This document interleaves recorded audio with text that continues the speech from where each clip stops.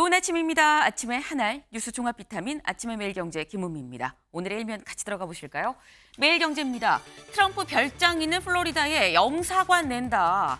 대체 왜 이 플로리다에 영사관을 내는 것이냐? 저희가 그동안 전해드린 소식 계엄, 탄핵 정국으로 그동안 트럼프 이 미 대통령 당선인에 대한 대비가 전혀 이루어지지 않고 있다. 이래도 되는 겁니까? 라는 우려의 소식을 좀 전해드렸던 바가 있습니다.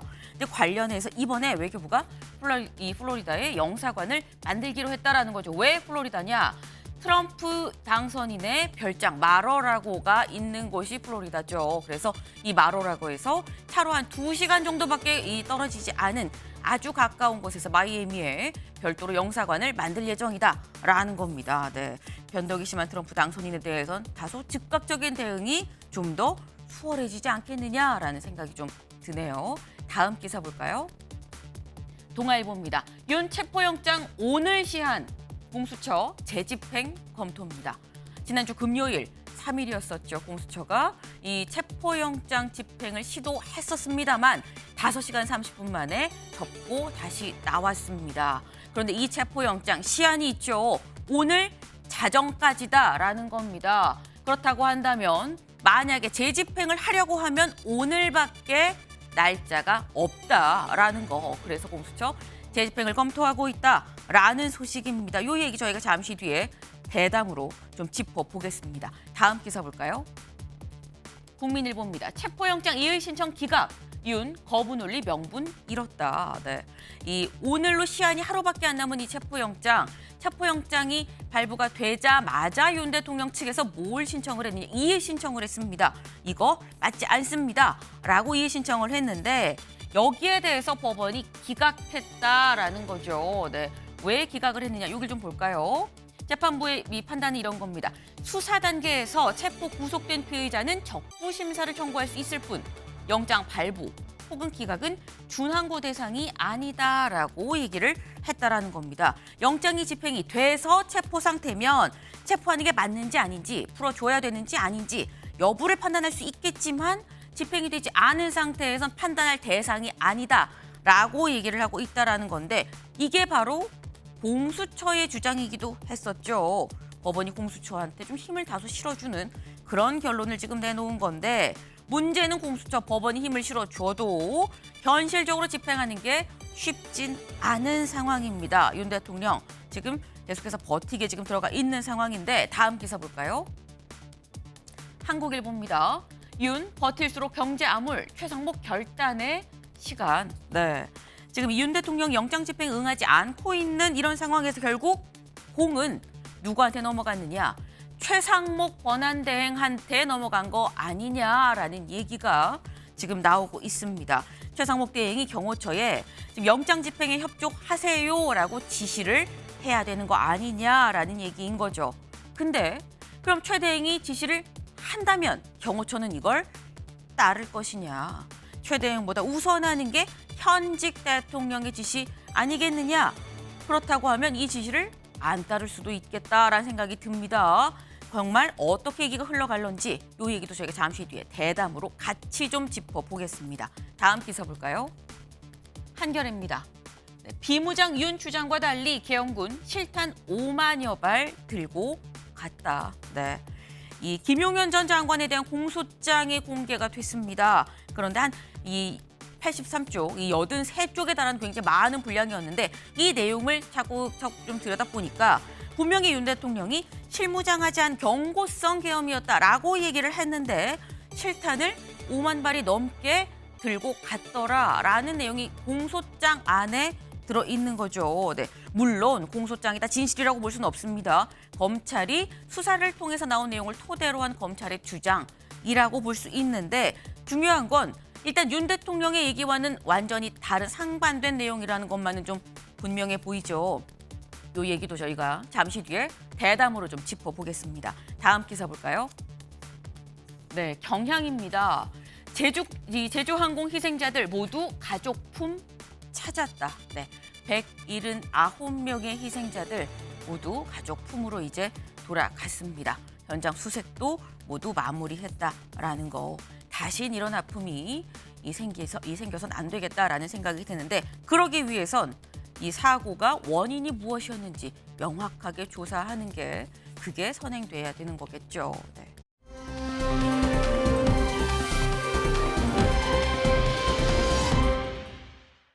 네, 이 사진 여기가 어딘가 싶습니다. 군부대 앞인 것 같기도 하고요. 왜? 철조망이 보이죠? 네, 이 철조망 여기가 어디냐? 용산 관저 앞입니다.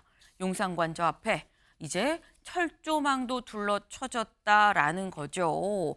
이 사진 기사의 제목이 철옹성이 된 용산 관저입니다. 체포영장 시한이 딱 하루, 오늘 마지막 날인 오늘 현재 용산 관저는 철옹성이다라는 거. 요 얘기도 저희가 잠시 뒤에 대담으로 나눠볼 수밖에 없지 않을까 하는 생각을 좀 해봅니다.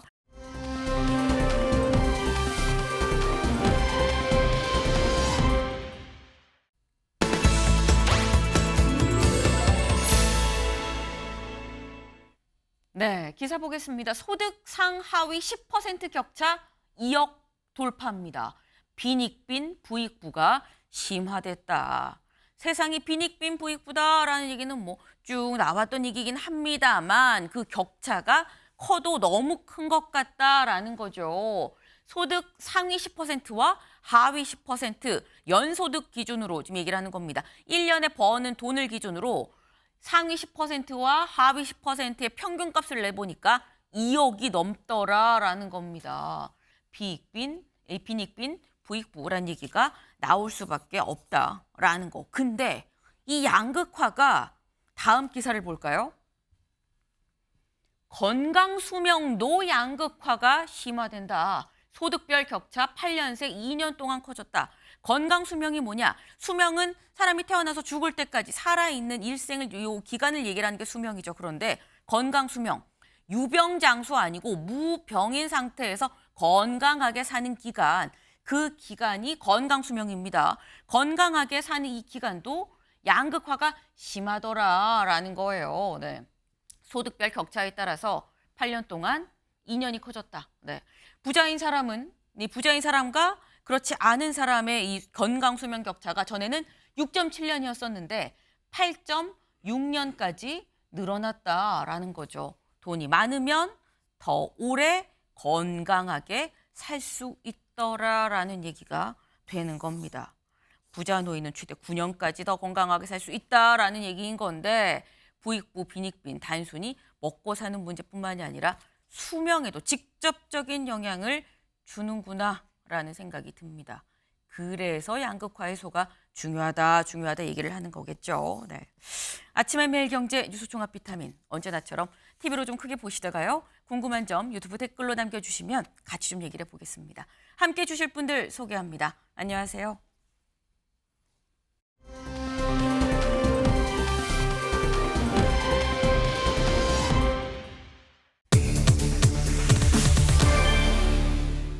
(16시간) 남았다. 무엇이 16시간 남았는지 보겠습니다. 윤 체포 오늘 데드라인.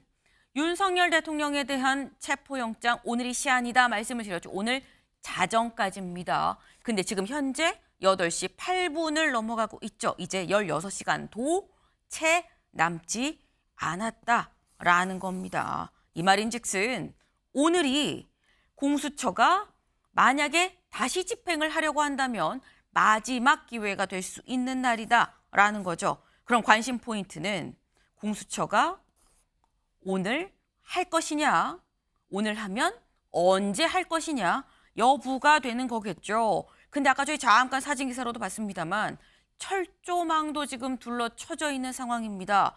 관저 앞 상황 지금 어떠냐라는 건데 다음 기사 하나만 더 볼까요? 오늘만 버티자 더 큰 저항 부를 것. 시위대 관저 앞 밤샘 대치입니다. 어제 대설특보 폭설이 있었죠. 대설특보가 있었습니다. 그럼에도 불구하고 보시는 것처럼 이쪽은 탄핵에 반대하는 윤 대통령을 지지하는 지지자들의 모임인 거고요. 이쪽은 탄핵 찬성, 이 윤 대통령 빨리 체포해야 된다라고 얘기하는 사람들의 이 집회인 겁니다. 양쪽 다 빽빽하게 사람들이 많이 모였다라는 거죠. 눈이 오고 바람이 불지만 이렇게나 많은 사람들이 관저 앞에서 밤새 대치하고 있었다라는 건데 그럼 오전 8시 10분을 넘어가는 지금 현재 관저 앞 상황은 어떤지 저희 기자가 나가 있습니다. 신동욱 기자, 지금 관저 앞 상황 어떻습니까? 네, 저는 지금 서울 한남동 대통령 관저 앞에 나와 있습니다. 보시는 것처럼 취재진 뒤로는 경찰 버스와 기동대원들이 빼곡하게 들어서 있어 관저 일대의 긴장감이 한층 고조된 모습을 보실 수 있는데요. 관저 주위에는 체포영장 집행을 촉구하는 집회와 반대하는 집회가 지난 3일부터 500m 간격을 두고 진행되고 있습니다. 눈과 비가 내린 뒤 추운 날씨에도 찬반 집회 현장의 열기는 사그라지지 않고 있습니다. 경찰은 혹시 모를 충돌을 막기 위해 양측을 분리하는 데 총력을 기울이고 있습니다. 국민의힘 의원들 40여 명은 오늘 오전 대통령 관저 안에 들어간 것으로 알려졌습니다. 공수처의 권한 없는 영장 집행을 규탄하겠다며 단체 행동에 나선 것으로 풀이됩니다. 이제 모든 관심은 공수처의 영장 2차 집행 여부에 쏠리고 있습니다. 윤 대통령에 대한 체포영장의 유효기간은 오늘 자정까지입니다. 이제 16시간 남짓 남았는데요. 공수처가 체포영장 2차 집행에 나설지 아니면 다른 카드를 꺼내들지 관심이 쏠리고 있습니다. 하지만 오늘 영장 재집행에 나서더라도 지난 3일처럼 불발될 것이란 전망이 지배적입니다. 경호처는 법적 논란이 있는 영장 집행엔 응할 수 없다는 입장을 분명히 하고 있습니다. 주말 사이 경호처는 관저 출입구에 버스를 겹겹이 세우는 건 물론 입구에 철조망까지 둘러싸며 만반의 준비에 나서는 모습이 포착됐습니다. 공수처의 움직임에 따라 현장 상황이 급변할 수 있는 만큼 관저 일대의 긴장감은 갈수록 고조되고 있습니다. 지금까지 서울 한남동 대통령 관저 앞에서 MBN 뉴스 심동욱입니다. 네, 심동욱 기자의 얘기 잘 들었습니다. 지금 심 기자의 얘기에 따르면 여길 좀 같이 볼까요? 심 기자가 어디 나가 있는 거냐? 여기에 나가 있는 겁니다. 여기가 지금 대통령 관저죠. 관저가 안쪽에 깊숙이 있고 관저 진입로가 쭉 있습니다. 사실상 여기가 어떻게 보면 공관 정문인 거고 여기를 열고 다시 들어가야만 깊숙이 들어가야만 관저까지 있는 건데 이 앞에 지금 현재 여기 볼까요? 여기는 탄핵 반대 시위대가 이쪽에 좀 자리를 잡고 있고요. 탄핵 찬성 시위대는 이 아래쪽에 자리를 잡고 있습니다.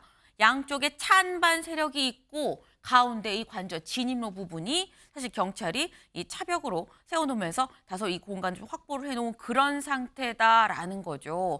이런 상태로 지금 3, 4, 5, 6일까지 오늘 아침까지도 계속해서 대치 상태다라고 봐야 될 것 같습니다. 일단 관저 앞 상황을 봤을 땐 굉장히 많은 찬반 지지자들이 모여 있는 건 확인을 했습니다. 근데 관건은 그래서 공수처가 올 거냐라는 거죠. 공수처에도 저희 기자가 직접 나가 있습니다. 박교원 기자, 지금 현재 공수처 분위기 어떻습니까? 제시도 할 것 같나요? 네, 현재까지 이곳 공수처에는 특별한 움직임은 없고 긴장감만 감돌고 있습니다. 지난 1차 집행 때는 새벽부터 직원들이 분주하게 움직이는 모습이 보였었는데요. 6시 14분쯤에는 수사팀을 태운 차량이 한남동 대통령 관저로 향하는 모습이 포착되기도 했습니다. 반면 오늘은 새벽부터 지금까지 차분한 분위기가 이어지고 있습니다. 오늘 자정에 체포영장이 만료되는 만큼 공수처는 사실상 마지막 집행 시도에 대한 고심을 거듭하고 있는 것으로 보입니다. 대통령실 경호처는 영장 집행에 협조하지 않겠다는 입장을 고수하고 있는데요. 주말 동안 관저 주변에 철조망과 차벽을 추가로 설치하며 경계를 강화하는 모습을 보였습니다. 때문에 공수처가 재집행에 나서더라도 1차 시도 때와 같은 결론에 이를 수밖에 없다는 관측이 지배적입니다. 이런 상황에서 공수처는 체포영장을 재청구하거나 곧바로 구속영장을 청구하는 방안도 검토하고 있는 것으로 전해졌습니다. 하지만 구속영장 청구의 정당성을 확보하기 위해서라도 체포영장 집행에 최선을 다했다는 명분을 얻기 위해 오늘 2차 시도에 나설 가능성도 여전히 남아 있습니다. 지금까지 과천 공수처에서 전해드렸습니다. 네, 박교원 기자 얘기를 좀 잘 들어봤습니다. 지금 박 기자의 얘기는 현재 공수처 앞은 별다른 움직임은 없지만 긴장감만 감돌고 있다라고 얘기를 했습니다. 일단 당장 공수처에서 지금 출발했어요라는 소식이 들려올 것 같진 않긴 합니다만 아직 시간이 꽤 남아 있죠. 오늘 자정까지입니다. 그렇다고 한다면 공수처의 선택에 따라서 오늘 어떤 일이 벌어질 것이냐가 결정이 되겠죠. 여기 좀 볼까요? 윤 체포 시한 단 하루, 공수처 선택지 셋이다. 뭐가 셋이냐? 첫째, 오늘 2차 집행에 나선다. 아니면 두 번째, 체포영장을 다시 청구를 한다. 세 번째, 곧바로 사전 구속영장으로 청구한다. 다시 들어간다. 이 사전 구속영장으로 바로 구속영장으로 들어간다라는 게 서울신문의 얘기입니다. 서울신문은 선택지가 지금 셋이다라고 얘기를 했는데 아침에 매일경제가 곰곰이 좀 생각을 해보니까 세 개가 더 될 것 같아요. 그래서 만들어봤습니다. 어떻게? 첫 번째, 재집행할 수 있죠. 두 번째, 기한을 연장하거나 아니면 아까 나온 것처럼 영장을 재청구할 수도 있습니다. 어쨌거나 이 체포영장으로 좀 더 끌고 간다라는 게 될 수 있는 거고, 세 번째, 사전 구속영장으로 바로 넘어갈 수도 있다. 네 번째, 사건을 뭐 이 경찰이든 검찰이든 다른 데로 이첩을 할 수도 있지 않겠느냐. 다섯 번째, 조사 방식을 윤 대통령 측가 좀 조율을 해서 밖으로 좀 끌어내는 그런 상황도 있지 않겠느냐라는 겁니다. 네, 지금 방금 들어온 속보인데 공수처가 윤 대통령의 체포영장을 경찰에 일임을 하겠다라고 밝힌 것 같아요. 조금 전 밝힌 소식이 경찰에 일임을 하겠다라는 겁니다. 이렇게 된다고 하면 여기 남아 있는 사건 이첩이 될 수 있는 거게 여기에 사실상 해당이 될 수 있는 게 아닌가라는 생각이 드는데 그동안 제 김광선 변호사님 계속 얘기했던 게 윤 대통령 쪽에서 이거를 왜 공수처가 하느냐, 권한도 없는데 수사권도 없는데 경찰이 있는데 왜 경찰이 안 하고 공수처가 우리 그래서 받아들일 수 없다라고 했는데 경찰의 이름을 하게 되면 그럼 어떻게 되는 겁니까? 일단요, 저 내용이 네. 발부된 체포영장을 경찰에 일임한다는 것인지 사건을 이첩한다는 것인지 네. 그게 굉장히 불분명해요. 근데 지금 체포영장 자체는 공수처에서 발부를 받았잖아요. 네. 청구해서. 근데 이게 체포영장 자체면 경찰에 과연 일임한 게 맞느냐. 또 이런 부분이 있을 수 있기 때문에 네. 공수처의 어떤 뭐 정확한 자세한 내용이 좀 나와봐야겠다 이렇게 알 수가 있고요. 네. 일단은 공수처 자체는 이 정도 엄청난 사건을 사실은 처리할 수 있는 능력과 역량과 전문성이 없어요. 근데 그럼에도 불구하고 공수처가 굉장히 욕심을 부려서 이첩해달라고 했거든요.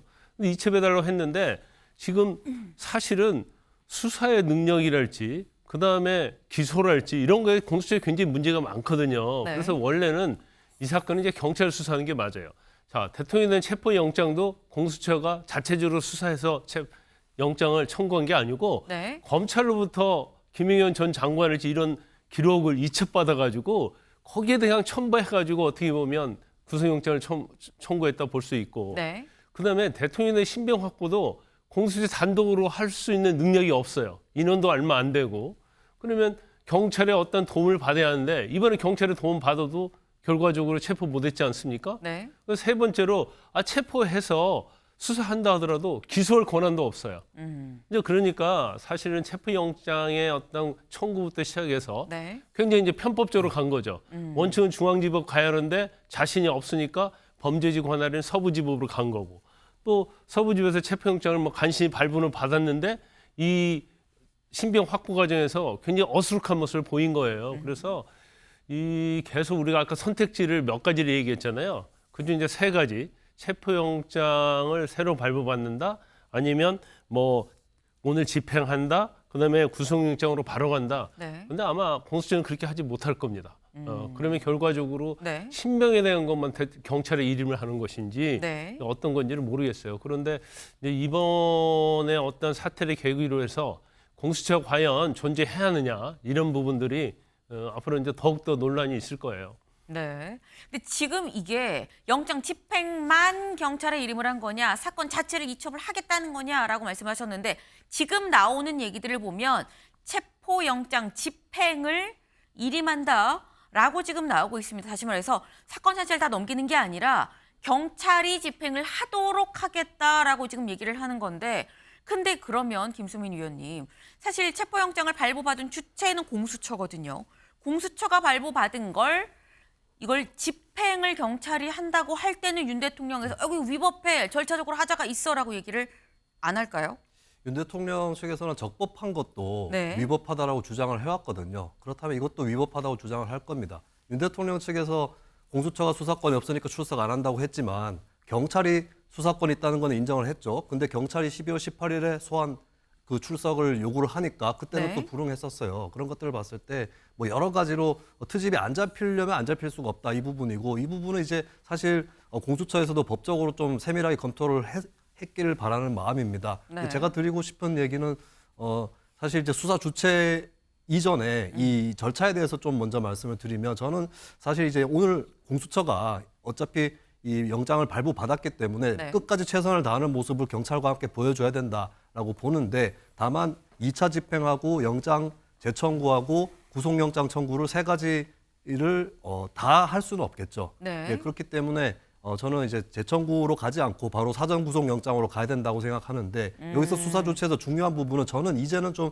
결단해서 아예 그냥 말끔하게 아무런 논란의 소지 없도록 네. 경찰이 신청을 해서 검찰이 청구를 하는 방향으로 가게끔 공수처가 스스로 결단을 할 필요가 있다고 생각을 합니다. 아. 예, 그리고 사실 이 세 기관이 협력해서 수사를 하는 게 가장 바람직한 거였거든요. 지금까지 네. 안 돼가지고 여러 가지 혼선이라든지 국민들도 직관적으로 이해가 잘 안 되는 그런 상황이 와서 괜한 빌미를 제공한 게 있기 때문에 이번 기회에 부디 정리를 해야 되고 그리고 남아있는 관건은 지금 법이 아니라 힘으로 경호처가 맡고 있기 때문에 네. 경찰 특공대 투입이 불가피하다고 봅니다. 오늘 경찰 직원들의 그 협의회죠. 그쪽에서도 입장을 발표를 해서 경찰 특공대를 투입해야 된다라고 얘기를 했기 때문에 네. 이 부분은 이제 공수처가 하는 것보다는 그래도 경찰이 하는 것이 더 나을 것이고 오늘까지 해서 이제 체포에 실패를 하게 된다면 구속영장으로 넘어갔을 때는 부디 이제 경찰과 검찰, 공수처의 협력이 좀 원활하게 이루어지기를 바라겠습니다. 김수민 의원님 얘기는 그겁니다. 계속해서 공수처가 수사 권한이 없는데 이 체포영장을 발부받고 집행을 하는 거에 대해서 윤 대통령 쪽에서 이의를 제기하니 말대로 적법 절차에 맞게 권한이 있는 경찰이 영장을 청구해서 경찰이 영장을 발부받아서 가는 게 논란을 없앨 수 있는 방법 아니겠느냐라는 말씀 맞나요? 네, 잠깐 조금 교정을 하면 경찰이 신청을 해서 네. 검찰이 청구를 하는 네네. 네, 원래 이제 일반적인 사건의 그 패턴으로 가야 된다고 저는 말씀을 드립니다. 공수처가 직접이 아니라 주체가 경찰이 돼야 된다라는 지금 취지의 말씀을 지금 하신 거예요. 근데 지금 나오는 얘기가 지금 쭉 자막으로 계속 속보가 나가고 있죠. 뭐냐. 공수처에서 오늘 법원에 영장 기한을 연장 신청을 하겠다라는 겁니다. 기한을 연장을 해서 그 연장한 영장을 들고 경찰이 집행을 해라라고 지금 얘기를 하는 거예요. 그러면 김광선 변호사님, 네. 아까 이게 사건 이첩인지 영장 집행인지 모르겠다고 하셨는데 영장 집행으로 보이거든요. 근데 기간만 연장을 하고 이거를 집행하는 주체가 경찰이 된다 그러면 지금과 상황이 1차 때와 다를 것이냐 어떻게 보십니까? 아니, 그러니까 공수처는 이제 자신들 수사는 계속 할 것이다. 네. 그리고 체포영장 기간이 오늘로 끝나니까 이거 연장하겠다는 거 아니에요? 네. 이 연장하는 것은 다시 체포영장을 청구하는 거예요. 기간 연장의 의미가. 네. 그러면 체포영장에 다시 발부를 해줬다고 해봐요. 또 서부지법에 청구를 하겠죠. 그러면 이거 자체는 이제 경찰에서 또 집행을 하라는 취지 아닙니까? 아마 이 정도 이 얘기한 거 보면 네. 경찰과 공수처 간에 어떠한 뭐 서로 물밑 조율이 있었다. 그렇죠. 협의를 했겠죠. 네. 근데 이제 저런다 하더라도 지금 대통령 측에서 주장하는 것은 경찰이 집행을 하나 공수처가 집행하냐 이 문제가 아니고 지금 공수처에서 수사권이 없다는 거 아니에요. 네. 그리고 뭐 판사 쇼핑하듯이 서부지법에 하고 뭐 이런 내용을 얘기하고 있잖아요. 네. 근데 저것도 또 편법이 될 수 있는 거예요. 그러면 체포영장 자체는 공수처에서 청구해서 발부받은 게 맞기 때문에 네. 체포영장은 동의를 한 거거든요. 그러면 대통령 측에서 이제까지 거부한 이유가 그대로 일관성 있게 갈 가능성이 있거든요. 그래서 제가 개인적으로 볼 때는 네. 대통령실에도 그런 입장을 좀 약간 완화된 입장이 경찰서 수사를 적법하게 해서 네. 영장을 적법하게 청구해서 하면 뭐 아니면 경찰을 소환하면 나가서 조사받을 수 있다. 단지 장소는 제3의 장소가 될 수 있고 네. 안가가 될 수 있다고 그렇게 얘기를 하잖아요. 그러면 경찰, 검찰, 공수처 중에서 명백하게 대통령에 대한 수사 권한이 있는 것은 경찰이거든요. 네. 그리고 검찰의 공수처는 관련 사건에서 있다고 하지만 대통령에 대한 수사는 또 그 밑에 있는 장관들은 또 다른 측면이 좀 있어요. 장관이나 군 수뇌부는. 네. 그래서 이걸 논란이 없애게 하려면 그냥 경찰이 체포영장 오히려 청구를 하고 아니면 구속영장 청구하고 네. 아니면 대통령 소환 조사하고 그런 방식으로 가야지 또 체포영장을 새로 발부받아가지고 경찰에만 일임한다? 그러면 이런 상황이 똑같이 반복될 수 있고 물론 경찰 자체가 대통령 관저에 진입을 하면 네. 공수처보다는 훨씬 더 강력하게 하겠죠. 하겠지만 과연 이렇게 해서 과연 대통령을 체포할 수 있느냐 또 시간이 끌면서 굉장히 논란의 여지가 또 있을 수 있는 거예요. 경찰이 하면 좀 더 강력하게 대처를 할 수 있긴 하겠지만 근본적으로 윤 대통령 쪽에서 이를 지게 하는 부분이 그대로 남아있는 상태에서 영장 기한을 연장을 해서 경찰이 집행을 한다고 한들 뭐가 바뀌겠느냐라는 말씀을 하셨어요. 사실 어제부터 계속 나왔던 게 오늘 집행하나 내일 집행하나라는 얘기가 계속 나왔었죠. 그 와중에 공수처 앞에 계속 기다리고 있던 기자들 앞에 포착된 게 오동훈 공수처장의 출근길 모습입니다. 기자들이 물어봤어요. 뭐라고 했는지 들어보시죠. 처장님, 오늘 영장 집행하시는지 말씀해 주십시오.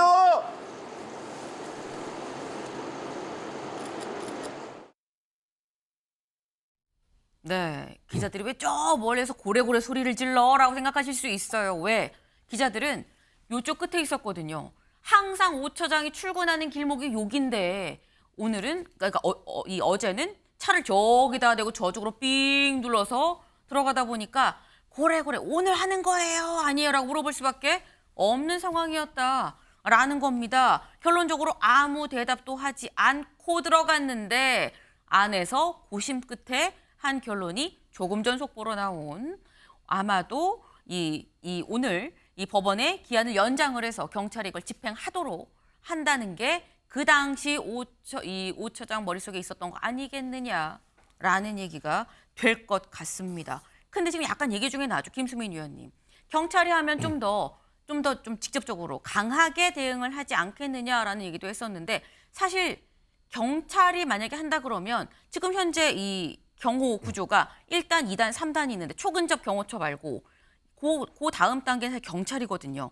여기에서 완전히 길을 터주고 그리고 안에도 말씀처럼 특공대가 들어간다 그러면 1차 때랑은 다르지 않을까라는 생각도 들어요. 네, 뭐 1차 때하고는 다를 것 같은데 근데 네. 너무 무리할 필요는 없다고 저는 또 한편으로는 보는 것이 사실 시간이 넉넉치 않은 그런 상황에서 이게 바뀐 거거든요. 네. 그러면 이거를 다시 태세를 정비를 하고 처음부터 다시 전면 재검토하는 부분도 있을 텐데 네. 이런 것들을 좀 너무 서둘러서 하면 안전에 문제는 생긴 것이다. 그러니까 사실 저는 체포가 만약에 불발이 되면 다음에 네. 구속 절차로 넘어가도 되는 것이기 때문에 이미 이제 체포에도 불응하는 이 모습이 전 국민 앞에 도주의 우려 그리고 증거인멸의 우려 이런 것들까지 다 보여준 거 아니겠습니까? 그렇다면 체포영장의 성립 요건을 넘어서서 이제 네. 구속의 요건으로 이미 충분히 왔거든요. 그때 또 경찰력이 필요하다면 또 준비를 할 수도 있는 부분인데 네. 저는 그래도 어쨌든 간에 뭔가 모색하는 그런 치열하게 모색하는 나중에 뭐 영장을 재청구를 하든 사전 구속 영장으로 가든 간에 그때 또 필요해질 수 있기 때문에 오늘 그것을 이제 예비를 하는 차원에서라도 네. 경찰에서 이제 최선을 다할 필요는 있겠다 이렇게 보여집니다. 네, 김 변호사님. 근데 이제 김수민 의원께서는 이제 원칙적인 얘기를 해주는데 아니 체포영장 발부받아가지고 집행도 못하는 공수처가 어떻게 구속영장 발부받고 뭐 할 수 있겠어요? 물론 구속영장에 대해서는 영장 실질 심사가 있기 때문에 네. 대통령이 나오냐 안 나오냐 중요할 수 있어요. 그런데 문제는 뭐냐면 일국에 이제 대통령을 수사를 하는데 영장을 집행하는데 전혀 조사도 않고 할 수 있느냐 이제 이런 문제가 하나 있고 네. 두 번째는 지금 체포영장 관련해서도 제가 아까 말씀드린 것처럼 증거 자체는 공수처에서 수사한 증거가 아니에요. 이첩받은 증거입니다. 네. 경찰하고 검찰에서 검찰에서. 이첩받은 증거 가지고 지금 수사를 진행하고 있거든요. 그런데 지금 체포영장도 원리 원칙에 의해서 중앙지법에 청구하지 않고 어떻게 보면 뭐 우리가 추론이긴 하지만 혹시 기각될 것 같아서 서부에다 신청을 했다 이렇게 볼 수밖에 없는 상황이 왔거든요. 그런데 다른 기관이 수사해 준 그런 자료를 가지고 그것도 만약에 또 중앙지법이 아니고 서울 서부지법에다 영장을 청구하면 네. 이게 어떻게 되겠습니까? 그리고 자신이 없는 거예요. 그러면 원칙적으로 명분이 있고 대통령실에서 수긍하려고 하면 중앙지법에 청구를 해야죠. 근데 이런 상황에서 대통령 조사받지 않고 다른 수사기관에 준 자료 가지고 영장을 청구하게 되면 네. 기각될 가능성이 있죠. 아하. 그럼 공수처는 자신이 없는 거예요. 그렇게까지는 제가 볼 때는 나가기는 쉽지 않다 이렇게 봅니다.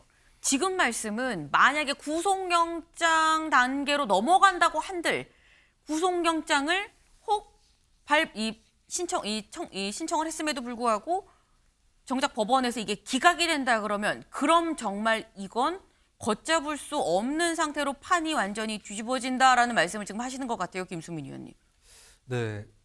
근데 저는 방금 좀 말씀하셨던 것 중에 반박할 것이 있는데 서울중앙지법, 서부지법 이 문제거든요. 또 공수처법에 서울중앙지법에서 1심 재판을 하도록 관할돼 있다 이런 것들을 많이 얘기를 하시는데 근데 같은 공수처법에 범죄 장소라든지 피의자의 어떤 뭐 주소라든지 이런 것들을 감안해서 다른 쪽에다가 또 재판을 청구를 하고 이런 것들이 가능하도록 되어 있습니다. 네. 그래서 이 부분을 갖고 너무 오랫동안 이렇게 좀 논란을 일으킬 필요는 없겠다는 생각이 한편 드는 것이고 그러니까 저는 사실 뭐 동의하는 부분은 공수처는 사실 지금 현재까지의 상황을 놓고 봐도 그렇고 몇 가지 논란들을 봐도 그렇고 네. 좀 이걸 계속해서 이렇게 앞에 나서서 끌고 가기는 상당히 어려워 보인다. 이 말씀에 대해서는 동의를 하기 때문에 네. 제가 아까도 이제 이 구속영장이라든지 이렇게 향으로 나아갈 때는 부디 좀 검경 간의 협력이 돼서 검찰이 이제 영장 청구의 주체가 되기를 바란다라고 말씀을 드렸던 거거든요. 맞는 말씀인데요. 네. 서울 서부지법에 청구한 것은 유법은 아니에요. 그렇지만 이게 일국의 대통령을 구속을 한다랄지 지금 수사하는 거 아닙니까? 네. 그러면 법에 정해 있는 원래 원칙을 정해야죠. 원리 원칙에 따라서 해야지 논란 소지가 없음에도 불구하고 네. 원리 원칙이 아니고 단서를 가지고 어떻게 해보려고 하다 보니까 지금 이렇게 혼란스럽고 시끄러운 거예요. 네. 지금 이게 자꾸 논란이 빚어지는 부분들이 있으니까 이걸 좀 최소화해서 이 대통령을 체포를 하는 헌정사상 처음에 현직 대통령을 체포하는 헌정사상 초유의 일인 만큼 논란 없이 가야 되지 않겠느냐라는 또 말씀을 지금 하셨어요. 네. 근데 사실 저희가 뭐 구속영장을 청구하면 어떻게 되느냐라는 얘기까지 가긴 했습니다만 좋은 건 그 전에 체포영장 단계에서 잘 얘기가 좀 이루어질 수 있는 물리적 충돌이 없는 상태에서 얘기가 좀 잘 이루어질 수 있으면 그게 가장 좋은 거겠죠. 다음 기사를 좀 볼까요? 지금 사실 현재 아까 저희 기자 중계에도 살짝 얘기가 나오긴 했습니다만 여 지도부 윤과 거리 두기에도 여의원 수십 명 관저 앞 체포 저지 나설 듯 동아일보는 여당 의원, 국민의힘 의원들 대략 한 20명 정도가 오늘 아침에 오늘 새벽 6시에 관저 앞으로 간다는 얘기가 있기 때문에 체포 저지에 나서는 거 아니야라는 이런 제목을 뽑았습니다. 실제로 지금 보시는 게 이 관저 앞에 온 여당 의원들의 모습인 거죠. 근데 실제로 앞에 와서 관저 앞에 와서 다른 이 시위대와 이 집회, 이 지지자들과 같이 뭐 이 구호를 외친다거나 한 게 아니라 곧바로 관저로 들어갔다고 합니다. 이 의원들이 관저로 그럼 왜 들어갔느냐라는 거죠. 오늘 중앙일보 보도가 이게 있었어요. 중앙일보 보도 같이 볼까요? 여당의 고육지책 윤회 제3의 장소에서 경찰 조사 제안. 네. 지금 이 현재 체포영장을 집행하니 많이 실패니 성공이니 이런 얘기가 나오고 있는 지금의 상황에서 다소 한 발 물러나서 제3의 장소에서 경찰 조사를 받으시는 게 어떻습니까? 라고 윤 대통령 쪽에 얘기를 하려고 한다라는 거예요. 김수민 의원님. 그렇다고 하면 지금 관저 앞에 이 관저 안으로 들어간 대략 한 20명 정도의 국민의힘 의원들이 이 얘기를 윤 대통령한테 하지 않겠느냐 하면 받겠느냐 어떻게 보십니까? 왜 이제 이 얘기를 하는지 모르겠습니다. 왜냐하면 체포 전에 네. 소환 요청을 3차례를 했었죠. 공조본에서. 네. 그 중에 한 번이라도 이 얘기를 했었어야 된다라고 그때 얘기했으면 이게 절충안이라고 얘기를 할 수 있어요. 근데 이건 이미 늦었어요.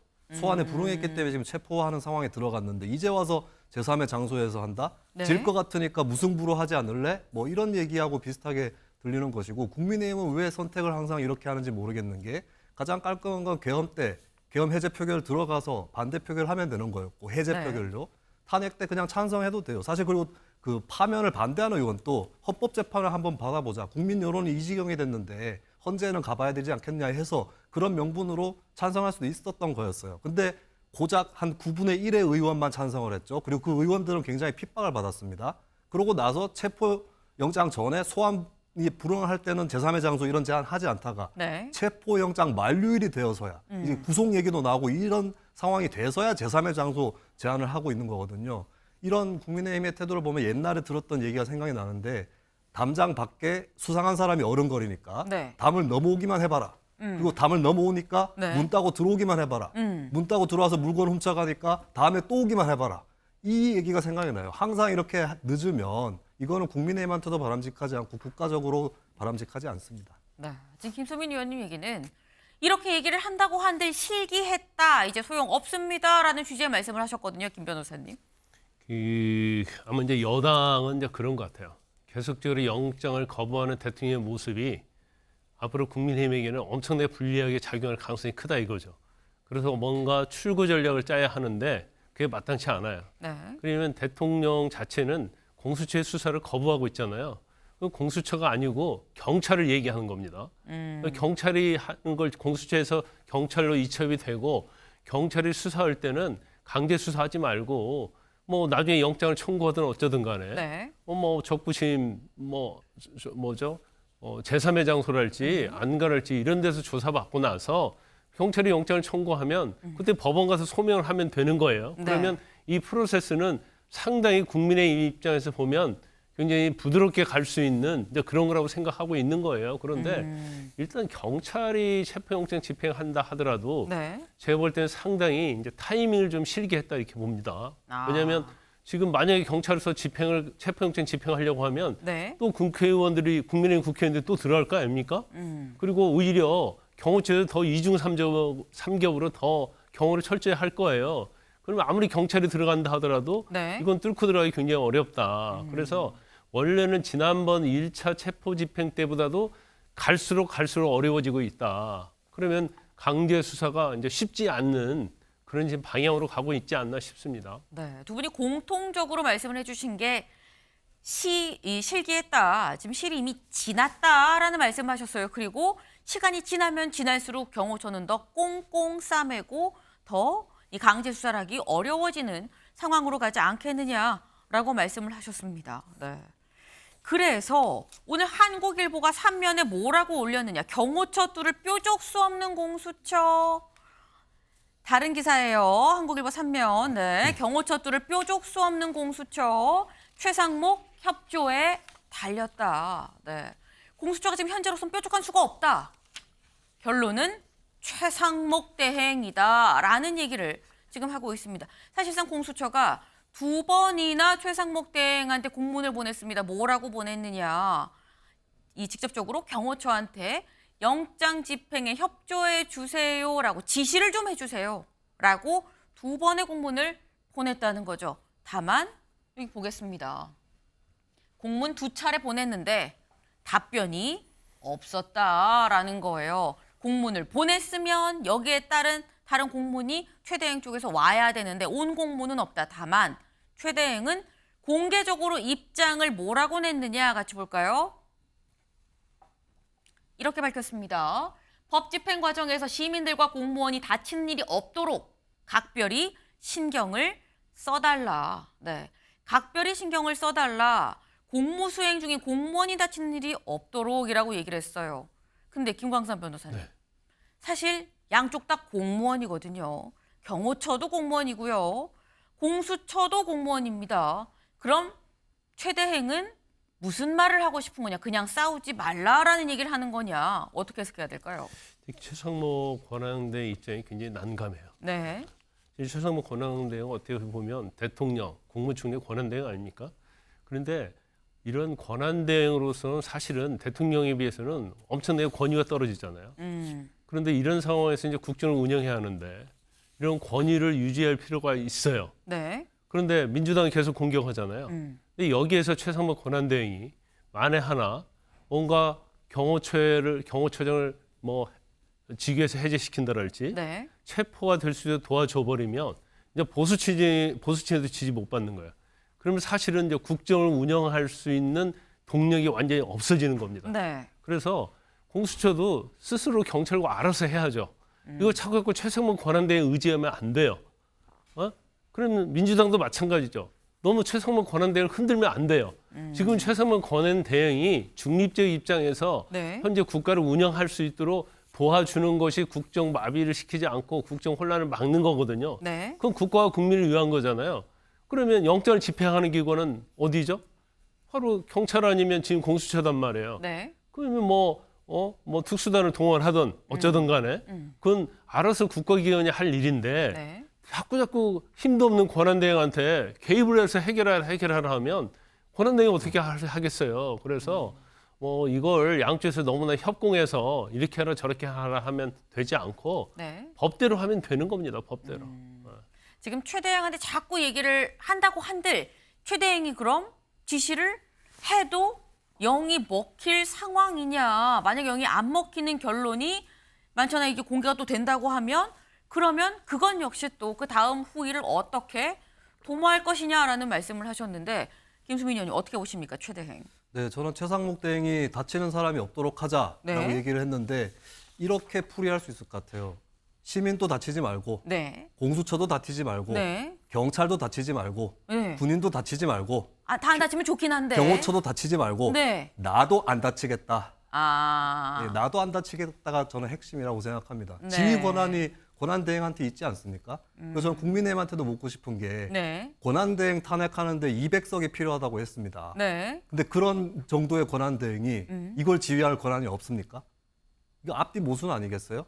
그리고 저는 최상목 권한대행께도 여쭙고 싶은 게 만약에 어떤 노동자들이 노동 조건을 호소하면서 네. 옥새농생, 법적으로는 불법적인 농성을 합니다. 경찰이 끌어내려고 해요.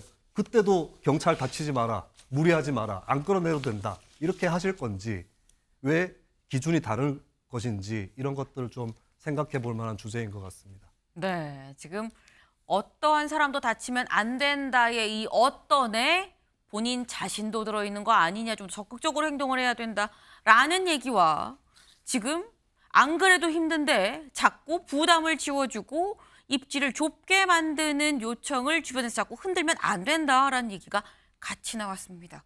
최 대행 많은 생각을 하고 있겠죠. 다음 키워드로 넘어가 봅니다.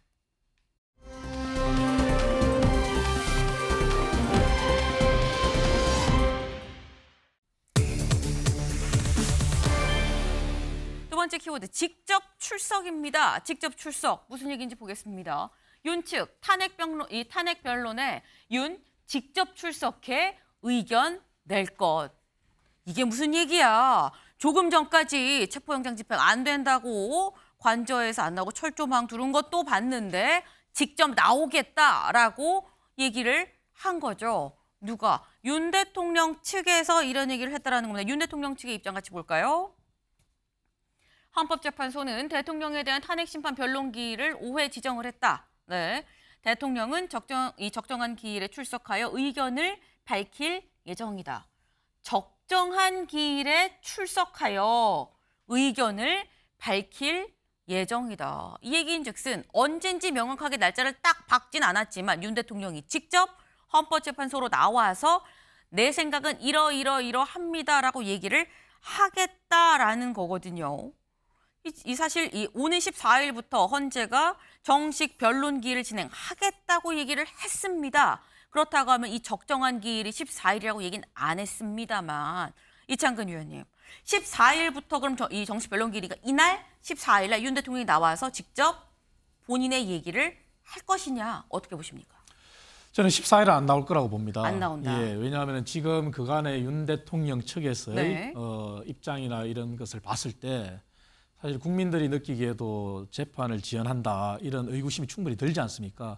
헌재의 출석은 사실 의무입니다. 네. 하지만 출석을 안 할 경우에 기일이 다시 지정이 되고 네. 연기가 됩니다. 그리고 두 차례까지 안 나올 경우에는 그 다음에는 없이도 재판을 진행합니다. 네. 그런 부분을 최대한 활용하지 않을까 이런 아하. 생각이 드는데 그럼에도 불구하고 윤석열 대통령이 대통령직의 직무는 정지됐지만 그래도 대통령직은 유지하고 있습니다. 그렇다면 대통령으로서 아직까지 헌법과 법률을 지켜야 될 의무는 있는 거거든요. 더 이상 국민들께 실망을 끼치지 말고 네. 이 혼란 전국에서 빨리 수습할 수 있는 것도 윤 대통령 측에 달려 있습니다. 그렇다면은 하루라도 빠르게 본인이 그간에 천명한 것처럼 법과 원칙에 따라서 본인이 다 책임을 다하겠다 네. 한 것처럼 당당히 임해서 헌재 재판을 더 이상 지연시키지 않고 어떻게든 결론이 나는 것은 헌재의 몫이기 때문에 헌재의 판단에 맡겨야 된다고 봅니다. 예. 네. 아마도 지금까지 윤 대통령의 어떤 입장이나 이게 내놓은 얘기들을 좀 봤을 때는 14일 날 변론기일이 지정이 됐지만 그때는 안 나올 것 같다라고 말씀을 하셨어요. 하지만 당당하게 좀 임해야 되지 않겠습니까? 라는 말도 붙였는데 실제로 윤 대통령 대국민 담화에서 이 가장 마지막에 있었던 대국민 담화에서 이런 얘기를 했었죠. 당당하게 임하겠다. 직접 들어보고 오실까요? 계엄과 관련한 일련의 행위가 내란죄 등 형법상의 범죄에 해당한다는 주장은 철회한다는 그런 취지신가요? 사실상 철회한다는 주장입니다. 국회 탄핵소추 대리인단 측에서 탄핵사유에서 형법 위반 즉 내란죄 혐의를 탄핵사유에서 처리하기로 했습니다. 내란죄 혐의는 대통령 탄핵소추문의 알파요 오메가입니다. 이 핵심을 탄핵사유에서 제외한다는 것은 안고 없는 찐빵이 아니라 찐빵 없는 찐빵입니다. 헌법재판소는 졸속으로 작성된 탄핵소추문을 각하시켜야 합니다. 그래서 이번 탄핵 심판에서는 내란죄 성립 여부를 다투지 않고 국회가 통과시킨 탄핵 소추안에 있는 그 내란 행위들, 탄핵 사유들이 헌법 위배에 해당하는지 여부를 주장해서 다투겠다. 이렇게 정리된 겁니다. 저를 탄핵하든 수사하든 저는 이에 당당히 맞설 것입니다. 법적, 정치적 책임 문제를 회피하지 않겠다고 이미 말씀드린 바 있습니다. 저는 대통령 취임 이후 지금까지 단 한순간도 개인적인 인기나 대통령 임기, 자리 보존에 연연해 온 적이 없습니다. 저는 끝까지 싸울 것입니다. 네, 윤 대통령 최근 대국민 담화에서 그렇게 얘기를 했었죠. 재판이든 수사든 나는 당당하게 임하겠다. 끝까지 싸우겠다라고 얘기를 했습니다. 하지만 지금 이창근 위원님께서 14일 안 나올 것 같다라고 말씀하셨는데 김진욱 대변인님 어떻게 보십니까? 저는 14일 날 나와야 하고 나올 것으로 봅니다. 왜냐하면 14일 날이 첫 그 변론 기일인데 이날이 네. 가장 언론에 대한 주목도가 높은 날이기도 하거든요. 네. 그렇다면 윤석열 대통령 입장에서는 첫날 나와서 본인이 왜 비상계엄을 선포할 수밖에 없었는지에 대한 이유를 설명을 해야 할 것입니다. 또 그런 과정들을 통해서 앞으로 이렇게 싸워 나가겠다 하는 모습을 보여줘야 한다라고 이제 그 판단을 할 것 같은데 네. 만약에 안 나오신다면 이런 상황이 생길 수 있어요. 2017년도 박근혜 전 대통령에 대한 탄핵 결정문 맨 마지막 부분에 보면 네. 이렇게 되어 있는 게 있습니다. 피청구인의 언행을 보면 국민을 상대로 진실성 없는 사과를 하고 국민에게 한 약속을 지키지 않았다. 네. 이러한 모습을 볼 때 헌법 수호 의지가 분명하게 드러나지 않았다. 이것이 이 파면이 되는 결정적 문구라고 보여지거든요. 네. 그렇다면 이미 윤석열 대통령은 몇 차례에 걸쳐서 대국민 담화를 하는 과정 속에서 사과도 했고 또 본인이 당당하게 임하겠다라는 모습을 보였는데 첫 번째 변론 기일에 안 나타났다? 이런 것은 당당한 모습이 아니고 좀 전에 얘기했던 것처럼 국민께 했던 약속을 지키지 않는 것으로 인식될 수가 있다. 그렇기 때문에 아마도 첫 번째 변론 기일인 14일 날 나오지 않을까 싶습니다. 당당한 모습을 보여주기 위해서라도 이 첫 번째 변론 기일인 14일 날, 오는 14일 날 직접 나와서 얘기를 하지 않겠느냐. 사실 그동안 윤 대통령이 변호인 측을 통해서 얘기를 한 본인의 입장이 있긴 하죠. 뭐냐, 내란죄 자체가 성립이 안 된다라는 얘기를 해왔었습니다. 근데 아까 잠깐 제가 같이 좀 들어봤죠. 내란죄가 이번에 탄핵 심판에서 빠지는 것 같다라는 생각이 듭니다. 왜? 다음 기사 볼까요? 아까 직접 헌재 이 변론 기일에서 지금 얘기가 나왔죠. 그러면 이 내란죄 부분은 빼는 겁니까? 이게 사실상 그렇습니다라고 얘기를 했죠. 거기에 대해서 이제 여야도 강하게도 반발을 하고 있습니다. 권성동 원내대표 뭐라고 얘기를 했느냐?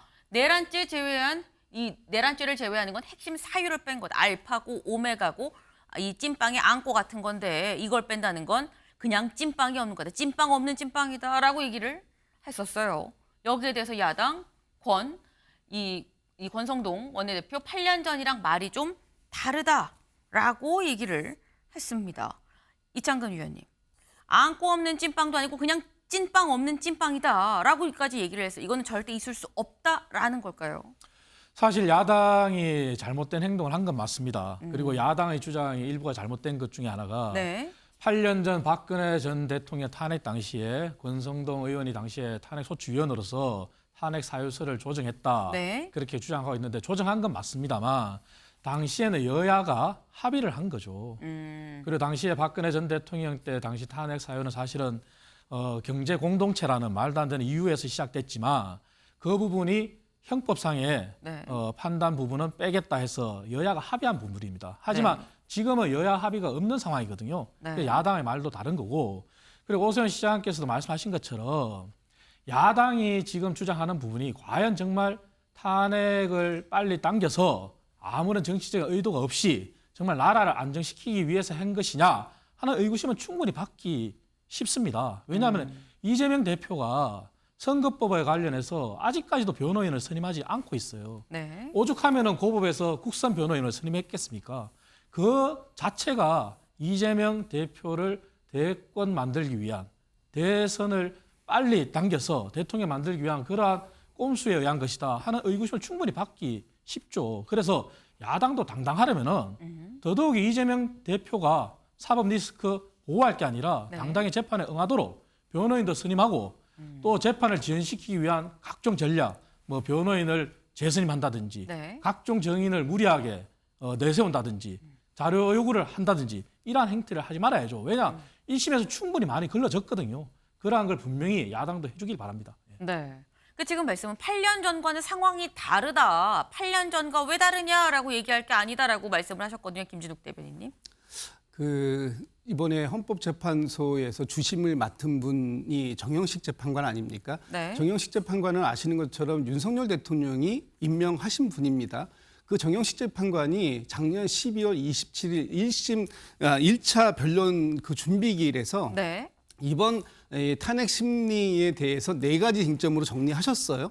이것을 첫 번째가 계엄 선포가 정당했냐, 두 번째가 계엄사 포고령 1호가 정당했냐, 세 번째가 군경을 국회에 진입시켜서 계엄 해제 표결을 포함해서 국회 활동을 제한한 것이 정당했냐, 네 번째가 군을 동원해서 중앙선관위를 진입시키고 장악하려고 했던 것이 정당했냐. 이 4가지 사안으로 핵심 쟁점을 정영식 재판관께서 주심께서 정리를 한 겁니다. 그게 네. 1차입니다. 그래서 거기에서 그 2차 변론 기일 때 저희가 이 탄핵 심판은 어떤 이 탄핵 심판의 대상은 행위이기 때문에 그렇다면은 이 내란죄의 유무죄를 따지는 것은 형사 재판에다가 맡기겠다. 네. 제가 전에도 계속 말씀드렸습니다. 이 탄핵 재판의 같은 경우에는 위헌적이냐 또는 법률에 대해서 그 법을 잘 지키지 못했느냐, 위헌적이거나 아니면 위법적이었느냐 이것만 가리는 것이지 어떤 죄의 유무죄를 가리는 형사 재판은 아니다. 분명히 제가 말씀드린 적도 있지 않습니까? 이 부분을 명확하게 헌법재판소에서의 쟁점에 따라서 맞춰서 가는 것이고 2017년도에 권성동 지금 원내대표께서 당시 탄핵 소추위원장이셨잖아요. 그때 이런 말씀하셨어요. 탄핵 재판은 형사 재판이 아니라 징계 처분의 성격을 띠고 있는 행정 소송이다. 네. 분명히 말씀하셨고 그렇기 때문에 탄핵 소추안을 작성할 당시에 헌법 위반 부분과 법률 위반 부분으로 나눠져 있는데 이것이 형법상의 범죄가 성립하냐의 유무는 헌법 재판의 대상이 아니다. 당신께서 명확하게 말씀을 하신 게 있지 않습니까? 그러면 2017년의 권성동과 2025년의 권성동은 다른 사람입니까? 그렇지 않겠죠. 이런 것을 자꾸 주장하시는 건 자가당착이고 이것은 내로남불일 뿐이다. 이런 말씀드립니다. 네. 지금 이 8년 전과 딱히 다를 바가 없다. 사안이 지금 이 주심이 정영식 재판관, 이제 윤 대통령이 직접 임명한 재판관이 공정하고 이 제대로 하고 있는 거 아니겠느냐라고 말씀을 하셨는데 사실 이번 사안에 대해서 탄핵을 찬성하는 사람 중에 한 명인 유승민 전 의원이 그런 얘기를 했습니다. 탄핵은 찬성하지만 이렇게 내란죄를 빼는 거에 대해선 반대한다. 왜? 계엄은 형식이고 내란은 본질인데 본질을 빼고 형식만 본다는 게 말이 되냐라고 얘기를 했는데 김준욱 대변인님 여기에 대해서는 어떻게 보세요? 그러니까 지금 이 탄핵에 대한 행위 이 부분에 대해서는 빼지 않았어요. 본질이 바뀐 게 없어요. 그래서 지난 2017년에도 네. 헌법재판소가 그 당시에 권성동 탄핵소추위원장이 내용을 좀 바꾸겠다 이걸 했을 때 이 부분에 대해서 동일성이 유지되지 않으면 안 되는데 이번 사안은 동일성이 유지되는 것으로 본다고 해가지고 그때도 변경이 승인이 됐습니다. 네. 그렇다면 지금 그때 당시에 권성동 원내대표의 말씀으로 다시 제가 돌려드릴게요. 이 권성동 원내대표께서 하신 말씀이 이것은 쉽게 말해서 검찰의 공소장 변경과 같다. 국회의 의결이 필요 없다. 이렇게 그때 말씀하신 거예요. 지금도 마찬가지입니다. 여전히 이 12.3 비상계엄에 대한 행위 이 자체는 그대로 유지가 되어 있는 것이기 때문에 전혀 본질이 변화된 것은 없다라는 것입니다. 네, 이창관 위원님. 그거는 사실이 좀 다릅니다. 정확하게 좀 사실관계 짚어야 되는데요. 현재에서 탄핵 사유를 처리할 때 네. 내란죄 여부에 대해서 형법상 내란죄에 해당되느냐 안 되느냐의 부분이고 민주당이 주장하는 것은 내란죄가 아니라 내란죄에 해당하기에 앞선 행위인 비상계엄이 헌법적인 절차에 위배됐냐 안 됐냐를 다투게 다른 거거든요. 네. 그럼 두 개가 다른 겁니다. 그러면 당연히 내란죄가 형법상에 내란죄에 해당되냐 안 되냐 여부가 성립이 되느냐는 굉장히 중요한 본질입니다. 그래서 헌재가 당시 국회의 의견을 들었고 결정을 내린 건 아닙니다. 헌재가 종합 판단을 하겠다고 했는 부분이고 네. 그래서 헌재의 판단을 기다리면 되겠지만 민주당이 주장하는 그 내용은 두 개가 성격이 전혀 다른 것이다. 그걸 말씀드리겠습니다. 민주당이 얘기하는 건 완전히 다른 얘기다. 이 계엄이 위헌이냐 아니냐와 내란죄가 이 형사소송법상 이 저쪽이 되느냐 안 되느냐 여부와의 이 두 개는 다른 건데 이게 본질은 바뀌지 않았다고 말하는 것 자체가 말이 되지 않는다라는 주장을 또 하셨어요. 네. 사실 이게 지금 내란죄를 넣고 빼고를 두고 다시 이 탄핵안을 통과를 시켜야 되니 말아야 되니 이 얘기가 지금 계속 나오고 있는 상황인 거죠. 요 얘기가 아마도 오늘 내일 상간에 계속 윤 대통령의 체포영장 집행과 같이 이 얘기가 나오지 않겠냐라는 생각이 좀 듭니다. 다음 키워드로 넘어가 보겠습니다.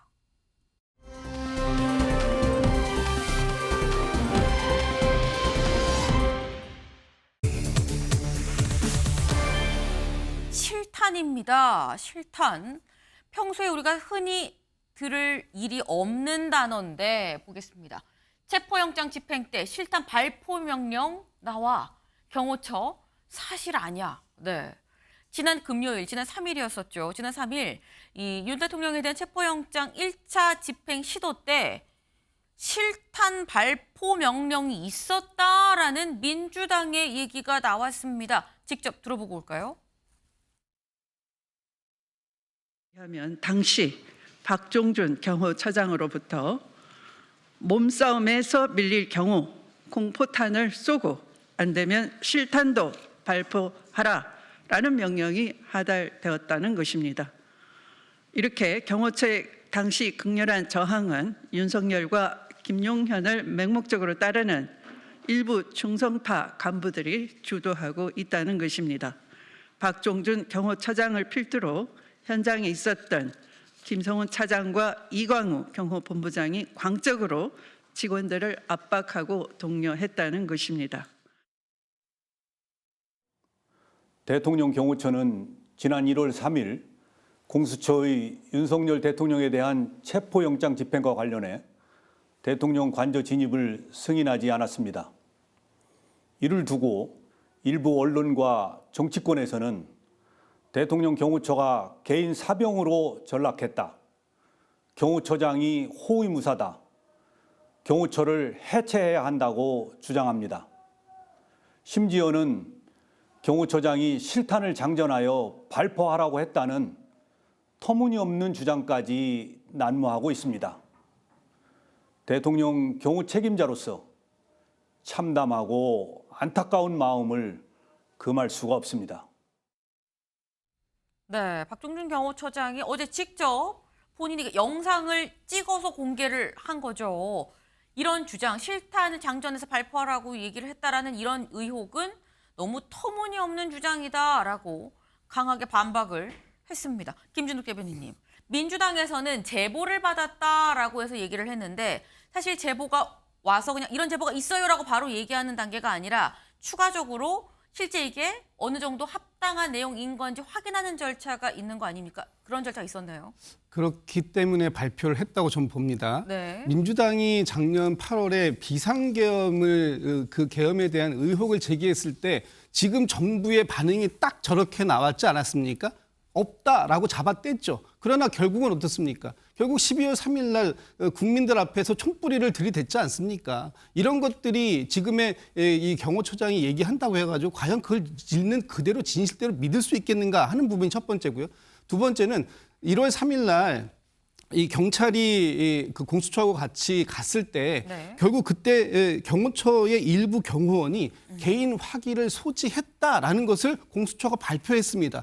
그렇다면 이 개인 화기에 실탄이 장착되어 있었습니까? 없었습니까? 만약에 이 공수처가 대통령의 관저로 진입을 했다면 이 개인 화기를 사용했으려고 했습니까? 안 했습니까? 이런 부분에 대해서 답을 하셔야죠. 그런데 무조건 아니다, 사실이 아니다? 그럼 그 사실이 아니다라는 것을 어떻게 증명할 겁니까? 그런 계획이 있었는지 없었는지에 대해서 명확하게 얘기를 해야 되는데 지금 그런 부분들에 대해서 민주당은 어떤 근거를 가지고 제보를 가지고 의혹을 제기했다면 아니다라고만 얘기할 건 아니다라는 거죠. 그 당시에 개인 화기를 소장했는지 그 개인 화기의 종류는 뭐였는지 그 개인 화기에 실탄이 장착되어 있었는지 없었는지 여부를 명확하게 밝히셔야 될 타임입니다. 네, 지금 말씀은 실제로 실탄이 장전이 돼 있었는지 없었는지 그리고 이 개인 무기가 다 있다고 공수처가 밝힌 부분이 있는데 그 부분에 대한 명확한 해소가 되지 않고 있다라고 또 말씀을 하셨거든요. 이 위원님. 민주당의 주장이 만약에 사실이라면 사실 문제가 있는 건 맞습니다. 하지만 민주당이 주장하는 부분이 사실이 아니라면 민주당도 분명한 법적 정치적 책임을 져야 합니다. 경호원들이 무기를 휴대하는 것은 네. 당연한 이유입니다. 실상 대민 일정을 나갈 때도 경호원들은 무기를 소지합니다. 그건 당연한 거고요. 하지만 민주당이 저렇게 일방적으로 주장하는 것이 충격적인 제보라고 했는데 오히려 그 제보가 육하 원칙에 의해서 어떻게 이루어졌는지를 더 밝히는 게 소상한 것이죠. 그리고 경호처가 저도 대통령실에 근무해 봤지만 네. 과연 경호처가 저렇게까지 했을까 하는 의구심은 있습니다. 왜? 경호원들은 정말 훈련을 받는 집단이고 정말 국가 간의 이런 것이 투철한 집단입니다. 하지만 경호처가 사병화됐다는 비판도 달갑게 받아들여야 되겠지만 무겁게 받아들여야 되겠지만 저렇게 발표를 하라? 그런 명령을 내렸다? 네. 그것은 저는 민주당이 오히려 구체적으로 밝혀야 되지 아니라고 저는 보고요. 저 부분도 오히려 국민들한테 그리고 전날 이미 체포영장 집행 때 얼마나 국가 신임도가 떨어졌습니까? 오히려 대외적으로 더 국가를 혼란스럽게 하고 국가의 신용 등급 강등에 더 민주당이 기름을 붓는 그런 격이 아닌가 그런 우려를 합니다. 예. 네.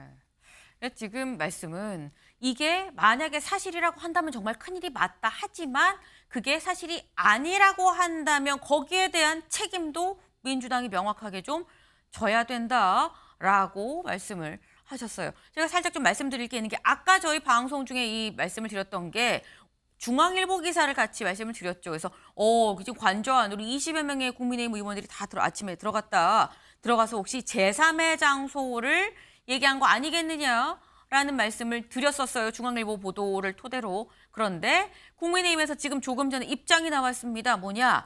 제3의 장소에서 경찰 수사를 받도록 이 권유하는 방안은 당 차원에서 검토된 바가 없음을 알려드립니다.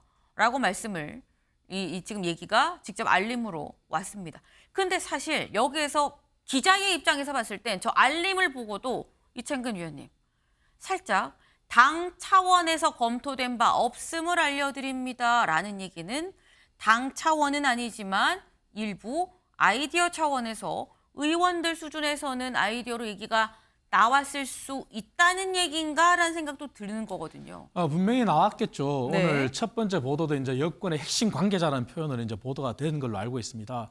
당연히 지금 윤석열 대통령은 아까도 말씀드렸지만 대통령직으로서의 권한은 정지됐지만 네. 의무는 다해야 합니다. 그리고 청와대 경호실에서 저렇게 맡고 있는 부분도 사실은 법 앞에는 만인이 평등해야 되는데 경호처장이나 차장은 정무직으로서 저렇게 말을 할 수 있지만 만약에 저렇게 막은 경호원들이 위법 행위라고 해서 만약에 입건이 되고 법적 절차를 받는다면은 네. 그 사람들에 대한 그러한 책임은 또 어떻게 하겠습니까? 그렇다면은 대통령으로서 정말 오세훈 시장도 말씀하셨고 다들 말씀하신 것처럼 당당하게 수사에 임하는 게 맞다면은 절충점 찾아서 체포영장이 굳이 답은 아니거든요.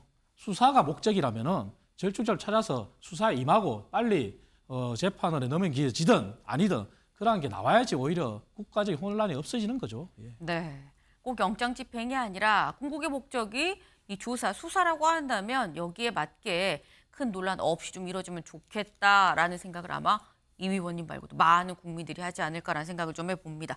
저희 이번 키워드가 실탄이었었죠. 실탄. 근데 다른 에서 실탄 얘기가 또 나왔습니다. 다음 기사 볼까요?